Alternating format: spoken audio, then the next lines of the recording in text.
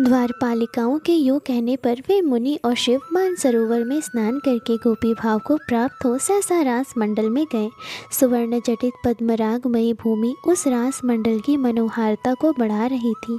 वह सुंदर प्रदेश माधवी लता समूहों से व्याप्त और कदम वृक्षों से आच्छादित था। वसंत ऋतु तथा चंद्रमा की चांदनी ने उसको प्रदीप्त कर रखा था। सब प्रकार की कौशलपूर्ण सजावट वहाँ दृष्टिगोचर होती थी। यमुना जी की रत्नमयी सीढ़ियों तथा तोलिकाओं से रास मंडल की अपूर्व शोभा हो रही थी। मोर, हंस, चातक और कोकिल वहाँ अपनी मीठी बोली सुना रहे थे। वह उत्कृष्ट प्रदेश यमुना जी के जल स्पर्श से, शीतल मंद वायु के बहने से, हिलते हुए तारु पल्लवों द्वारा बड़ी शोभा पा रहा था।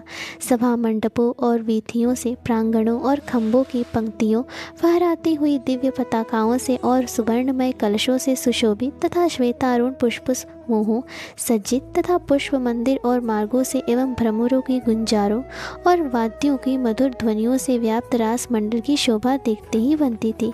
सहस्त्र कमल दलों की सुगंध से पूरे शीतल मंद एवं परम पुण्यमय समीर सब ओर से उस स्थान को सुवासित कर रहा था। रास मंडल के निकुंज में कोटि कोटि चंद्रमाओं के समान। राधे कृष्ण। आज की कथा है शिव और आसुरी का गोपी रूप से रास मंडल में श्री कृष्ण का दर्शन और स्तवन करना तथा उनके वरदान से वृंदावन में नित्य निवास पाना। चलिए शुरू करते हैं। श्री नारद जी कहते हैं, हे राजन, भगवान शिव आसुरी के साथ संपूर्ण हृदय से ऐसा निश्चय करके वहाँ से चले। वे दोनों श्री कृष्ण दर्शन के लिए व्रजमंडल में गए। वहाँ की भूमि दिव्य वृक्षों, लताओं, कुंजों और गुमटियों से सुशोभित थी। उस दिव्य भूमि का दर्शन करते हुए दोनों ही यमुना तट पर गए। उस समय अत्यंत बलशालिनी गोलोकवासिनी गोप सुंदरियाँ हाथ में बेद की छड़ी लिए वहाँ पहरा दे रही थीं।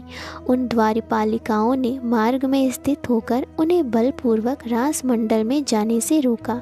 वे दोनों बोले, हम श्री कृष्ण दर्शन की लालसा। राजन, तब राह रोककर खड़ी द्वारपालिकाओं ने उन दोनों से कहा, विप्रवरों, हम कोटि कोटि गोपांगनाएं वृंदावन को चारों ओर से घेरकर निरंतर रास मंडल की रक्षा कर रही हैं।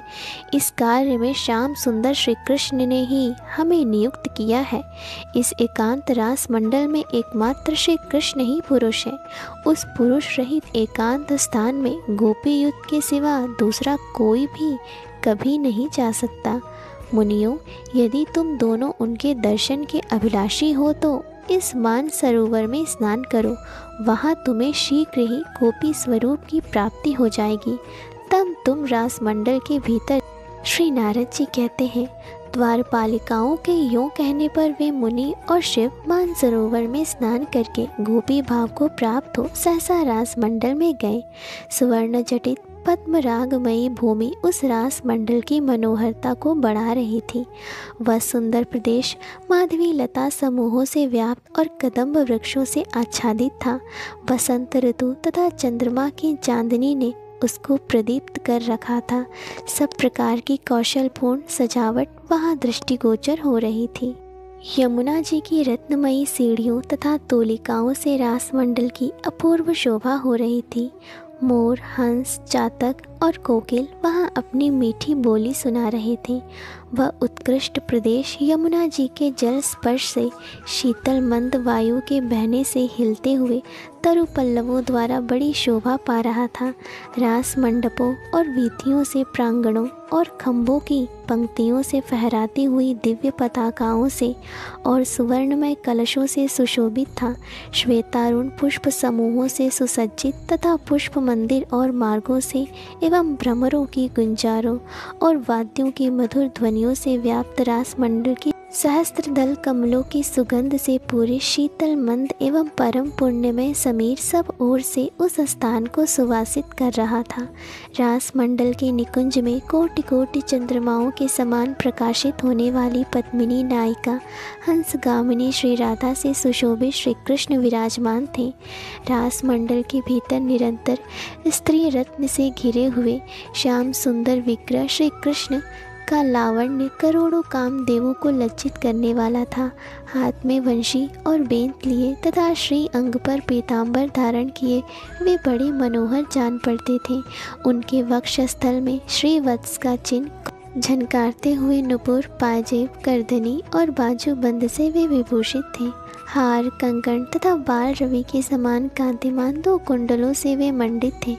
करोड़ों चंद्रमाओं की कांति उनके आगे फीकी जान पड़ती थी।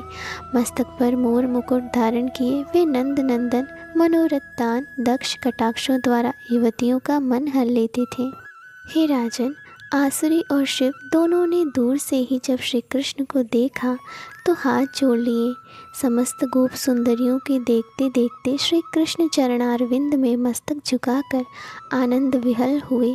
उन दोनों ने कहा, कृष्ण महायोगी, कृष्ण देवाधिदेव जगदीश्वर, पुंडरीकाक्ष गोविंद गरुड़ध्वज, आपको नमस्कार है। जनार्दन, जगन्नाथ, पद्मनाभ, त्रिविक्रम, दामोदर, हृषिकेश, वासुदेव, आपको नमस्कार है। देव, आप परिपूर्णतम साक्षात भगवान हैं। इन दिनों भूतल का भारी भार हरने और सत्पुरुषों का कल्याण करने के लिए आपने समस्त लोगों को पूर्णतया शून्य करके यहाँ नंद भवन में प्रकट हुए हैं। वास्तव में तो आप परात्पर परमात्मा ही हैं। अंशांश अंश, कला, आवेश तथा पूर्ण समस्त अवतार समूहों से संयुक्त हो आप परिपूर्णतम परमेश्वर संपूर्ण विश्व की रक्षा करते हैं तथा वृंदावन में सरस रास मंडल को भी अलंकृत करते हैं। गोलोकनाथ, गिरजापते, परमेश्वर, वृंदावनधीश्वर, नित्य विहार लीला का विस्तार करने वाले राधा वल्लभ ब्रज सुंदरियों के मुख से अपने यशोगान सुनने वाले गोविंद गोकुलपते, सर्वथा आपकी जय हो। शोभाशालिनी निकुंज लताओं के विकास की श्री राधा के वक्ष और कंठ को विभूषित करने वाले रत्नहार हैं। श्री रास मंडल के पालक, व्रज मंडल के अधीश्वर तथा ब्रह्मांड मंडल की भूमि के संरक्षक हैं। तब श्री राधा सहित भगवान श्री कृष्ण प्रसन्न हो मंद मंद मुस्कुराते हुए मेघ गर्जना की सी गंभीर वाणी में मुनि से बोले, तुम दोनों ने 60,000 वर्षों तक निरपेक्ष भाव से तप किया है, इसी से तुम्हें मेरा दर्शन प्राप्त हुआ है। जो अकिंचन शांत तथा सर्वत्र शिव और आसुरी बोले, भूमन, आपको नमस्कार है। आप दोनों प्रिया प्रियतम के चरण कमलों की सन्निधि में सदा ही वृंदावन के भीतर हमारा निवास हो।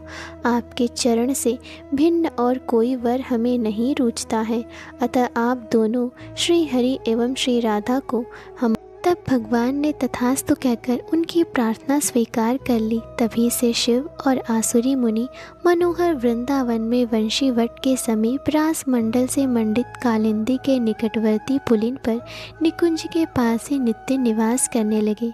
तदंतर श्री कृष्ण ने जहाँ कमल पुष्पों के सौरभ युक्त पराग उड़ रहे थे और भ्रमर मंडरा रहे थे, उस पद्माकार वन में गोपांगनाओं के साथ रास क्रीड़ा।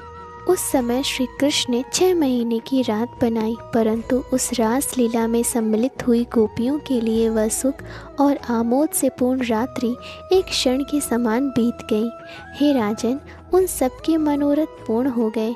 अरुणोदय की वेला में वे सभी व्रज सुंदरियां झुंड की झुंड एक साथ होकर अपने घर को लौटी। श्री नंद नंदन साक्षात नंद मंदिर में चले गए और वृषभानु नंदिनी तुरंत ही वृषभानुपुर में जा पहुँची। इस प्रकार श्री कृष्ण चंद्र का यह मनोहर रसोपाख्यान सुनाया गया, जो समस्त पापों को हर लेने वाला पुण्यप्रद मनोरथ पूरक तथा। इस प्रकार श्री गर्ग संहिता में श्री वृंदावन खंड के अंतर्गत नारद बहुलाश्वर संवाद में रास क्रीड़ा का वर्णन नामक कथा पूर्ण हुई। अगर आपको मेरी ये छोटी सी कथा अच्छी लगी हो तो प्लीज़ इसे लाइक, शेयर और सब्सक्राइब करें। धन्यवाद।